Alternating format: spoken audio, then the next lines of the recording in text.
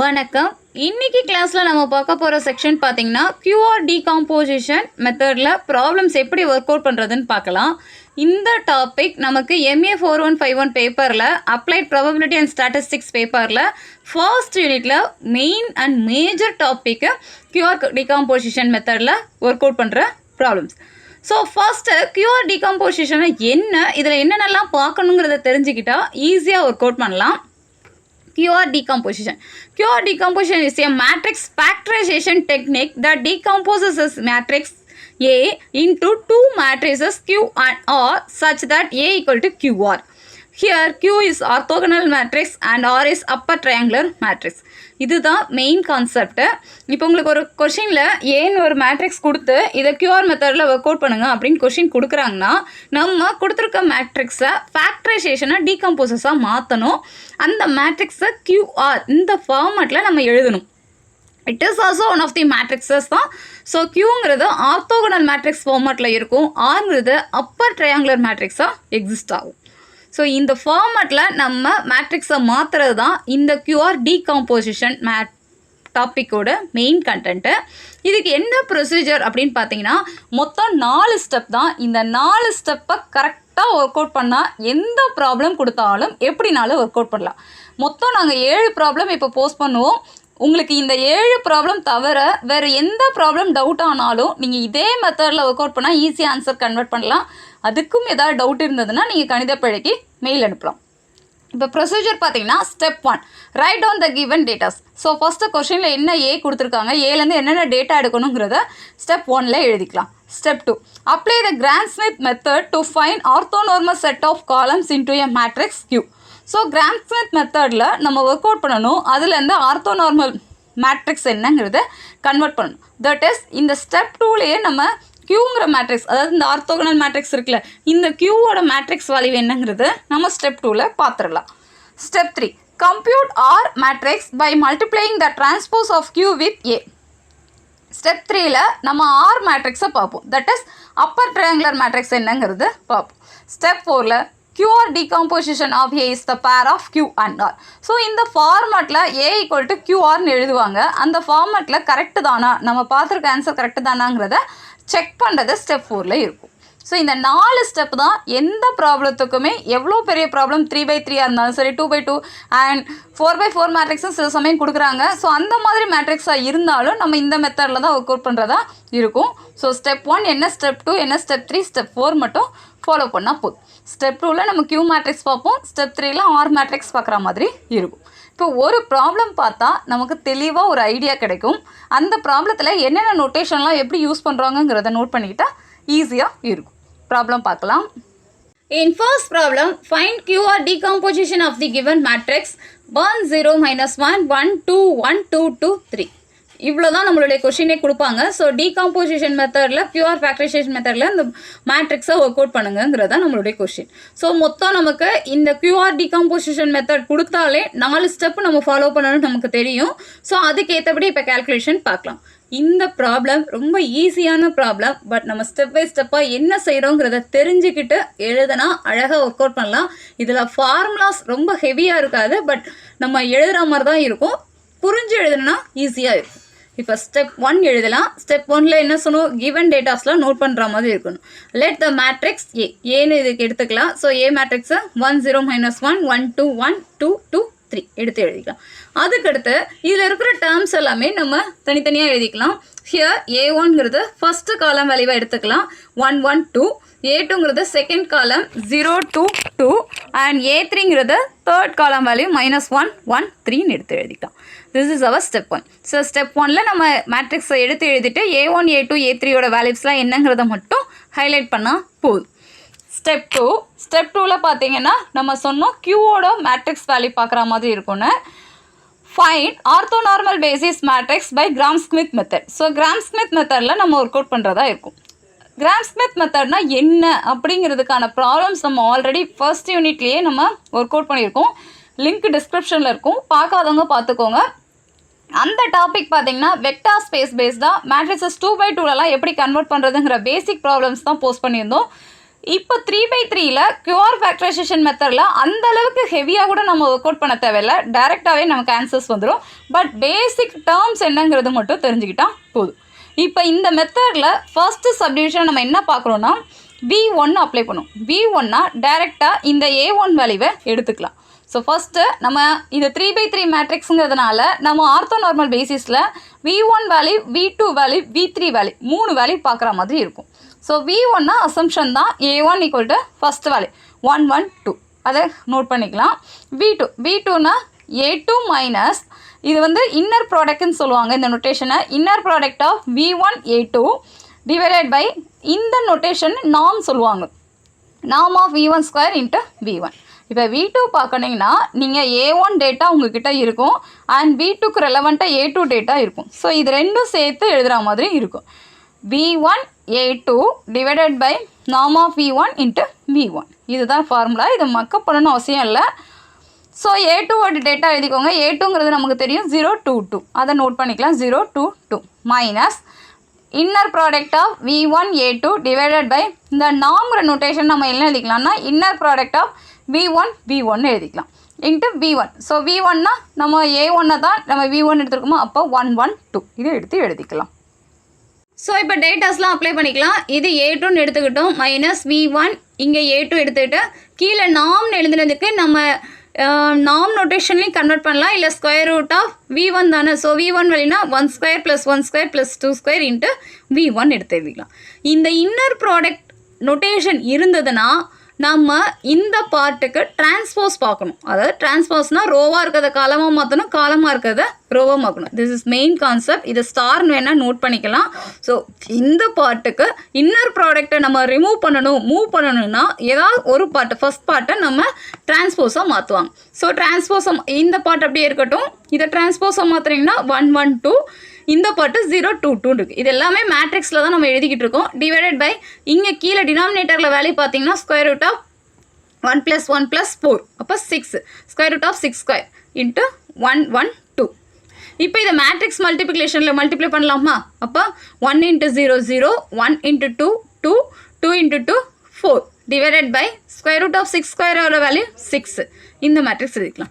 So 6/6ங்கிறப்ப answer என்னவாகும் 1. So 1 × 1 1 2ங்கிற value 1 1 2. So subtract பண்ணோம்னா நமக்கு வர்ற answer B2 which is equal to 0 - 1 - 1 2 - 1 1 2 - 2 0. This is our V2 value.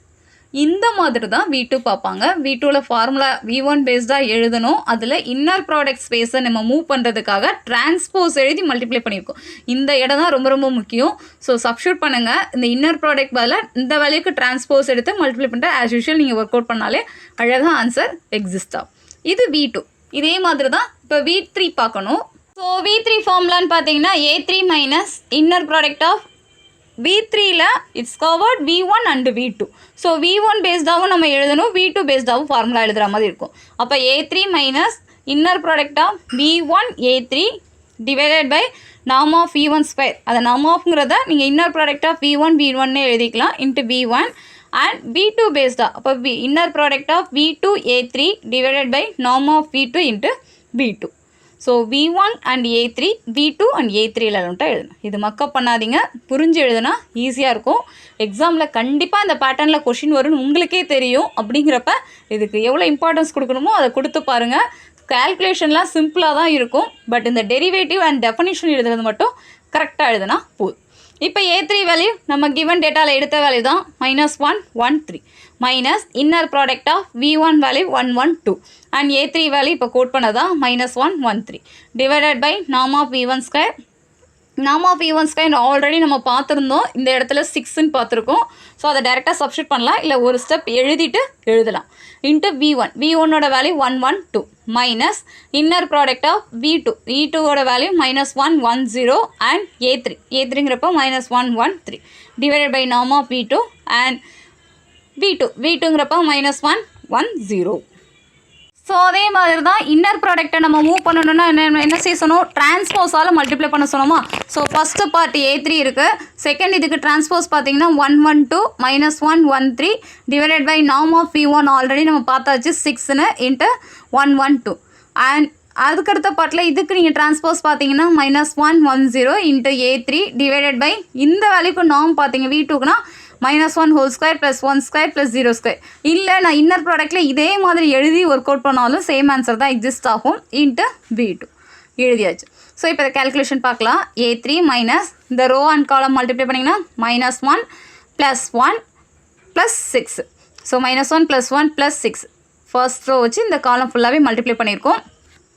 6/6ங்கிறப்ப நமக்கு சேஞ்ச் ஆகாது. இந்த காலத்தை அப்படியே எடுத்து எழுதிக்கோங்க. 1 1 2 மைனஸ் இந்த ஆர்டரை மல்டிப்ளை பண்ணிங்கன்னா மைனஸ் ஆஃப் மைனஸ் ப்ளஸ் ஆகும் 1 1 + 1 1 0ங்கிறப்ப 0 டிவைடட் பை கீழே 1 ஸ்கொயர் ப்ளஸ் 1 ஸ்கொயர் ப்ளஸ் 0 ஸ்கொயருங்கிறப்ப 2 ஸ்கொயர் ரூட் ஆஃப் 2 ஸ்கொயருங்கிறப்ப நம்ம ஸ்கொயர் பண்ணால் ஸ்கொயர் ரூட் போயிடும் into V2 value -1 1 0. So as usual -1 1 3 6/6 1 தான். ஸோ 1 1 2 இங்கேயும் பார்த்தீங்கன்னா 2/2 தான் எக்ஸிஸ்ட் ஆகுது. So 1 into -1 1 0.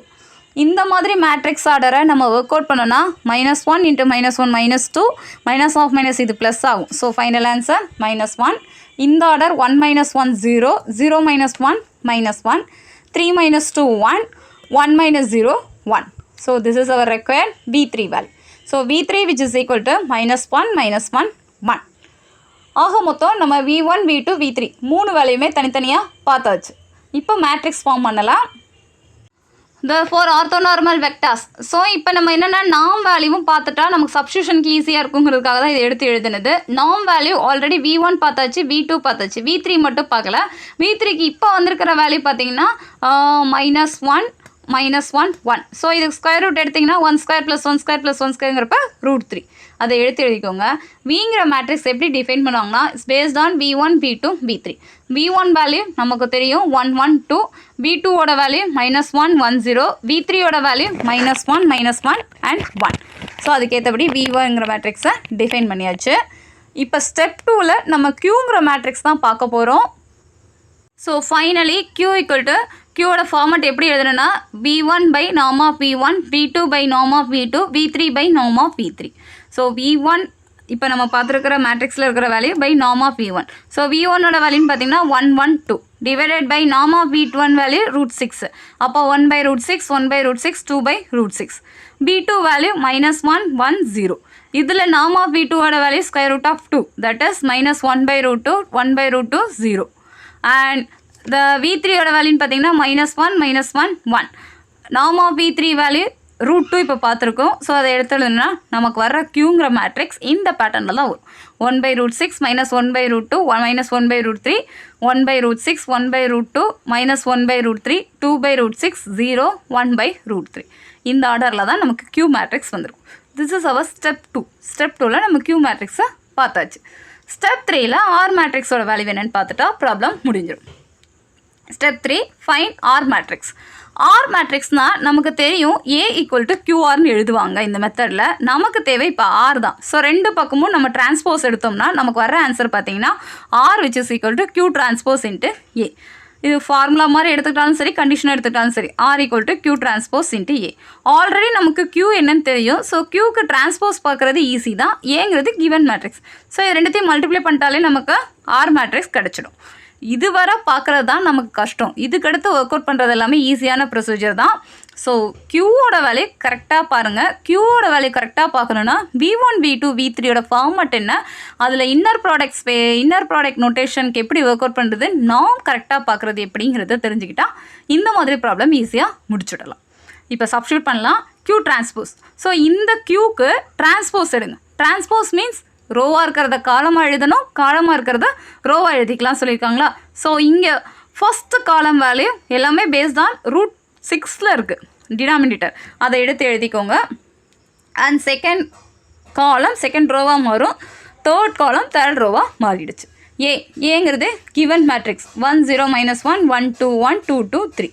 அதை எடுத்து எழுதிக்கலாம். ஸோ இப்போ இதை மல்டிப்ளை பண்ணணுங்கிறப்ப first row first column 1/√6 1/√6 2 2s are 4 4/√6. நிதானமாக எழுதி ஒர்க் அவுட் பண்ணுங்கள். இது கரெக்டாக ஆச்சுன்னா அடுத்த ஸ்டெப் டேரெக்டாக சப்ஸ்டியூஷன் தான் இருக்கும். அடுத்த ஃபர்ஸ்ட் ரோ செகண்ட் காலம் அப்போ இன்ட்டு 0ங்கிறப்ப 0 தான். 1/√6 இன்ட்டு 2ங்கிறப்ப 2/√6 2/√6 into 2ங்கிறப்ப 4/√6. இதே மாதிரி ஒவ்வொரு ஆர்டராக நமக்கு மல்டிப்ளை பண்ணோம்னா நமக்கு இந்த மாதிரி ஒரு மேட்ரிக்ஸ் கிடைக்கிது. இதை ஷார்ட் லிஸ்ட்டாக மாற்றினோம்னா நமக்கு வர மேட்ரிக்ஸ் பார்த்தீங்கன்னா √6 √6 √6 0 √2 √2 0 0 √3. இது பாருங்கள் அப்பர் ட்ரையாங்குலர். அப்பர் ட்ரையாங்குலர்னா அப்பர் சைடில் மட்டும்தான் இந்த ட்ரையாங்குலர் மேட்ரிக்ஸில் வேல்யூ எக்ஸிஸ்ட் ஆகும். இங்கே இருக்கிற இந்த வேல்யூ பார்த்தீங்கன்னா 0வாக தான் இருக்கும். இந்த பேட்டர்னில் இருந்தால் தான் அது அப்பர் ட்ரையாங்குலர் மேட்ரிக்ஸ்னு சொல்லுவாங்க, which is an Appar triangular matrix. உங்களுக்கு ஆர் வேல்யூ கண்டிப்பாக இந்த ஃபார்மேட்டில் தான் வரணும், அப்பர் ட்ரையாங்குலர் மேட்ரிக்ஸில் தான் வரணும். வேறு மெத்தடில் வேறு ஐடியாவில் வேறு மெத்தடில் வந்ததுன்னா நம்ம செஞ்சது தப்புன்னு நம்ம எக்ஸாம் ஹால்லேயே டிசைட் பண்ணிக்கலாம்.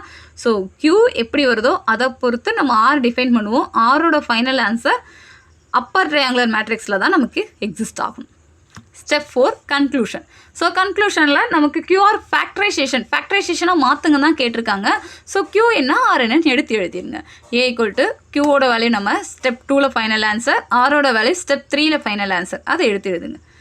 இப்போ நம்ம பார்த்துருக்குற இந்த ஆன்சர்ஸ்லாம் கரெக்டு தானா, இது எல்லாமே நோட்டேஷன் எல்லாமே பார்த்தீங்கன்னா ஸ்கொயர் ரூட்டில் இருக்குது, இந்த மாதிரிலாம் இருக்கேன்னு நீங்கள் செக் பண்ணணுன்னா A = QR கண்டிஷன் எழுதியிருக்கோம். ஸோ இதில் Q பார்த்தாச்சு, R பார்த்தாச்சு, நமக்கு ஏவோட வேல்யூ ஆல்ரெடி தெரியும். ஸோ இதெல்லாமே மல்டிப்ளை பண்ணால் சேமாக இருக்கான்னு செக் பண்ணிக்கோங்க. இது ஆப்ஷனல் தான், நீங்கள் எக்ஸாமில் எழுதணும்னு அவசியம் கிடையாது. ஒருவேளை நீங்கள் எக்ஸாமில் எழுதுறீங்க, இந்த ப்ராப்ளம் ஈஸி தான், எனக்கு நான் ஒர்க் அவுட் பண்ணிட்டேன் ஆனால் கரெக்டாக தப்பான்னு எனக்கு தெரியலைங்கிற பட்சத்தில் நீங்கள் இதை செக் பண்ணிக்கலாம்.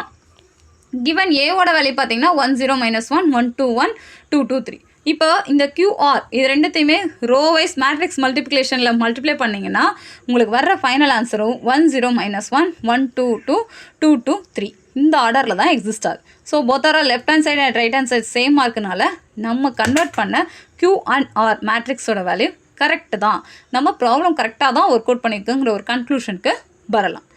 ஸோ இந்த மெத்தட் ஈஸியான மெத்தடு, பட் நம்ம அந்த நார்ம் அண்ட் இன்னர் ப்ராடக்ட் அது மட்டும் கரெக்டாக ஒர்க் அவுட் பண்ணிட்டோம்னா ஈஸியாக முடிஞ்சிடும். இந்த மாதிரி ப்ராப்ளம் நீங்கள் 2 or 3 ப்ராப்ளம்ஸ் ஒர்க் அவுட் பண்ணிக்கிட்டே இருந்தீங்கன்னா எந்த ப்ராப்ளம் கொடுத்தாலும் ஒர்க் அவுட் பண்ணலாம். இதே மாதிரி ப்ராப்ளம் நெக்ஸ்ட் வீடியோவில் பார்க்கலாம். தேங்க்யூ.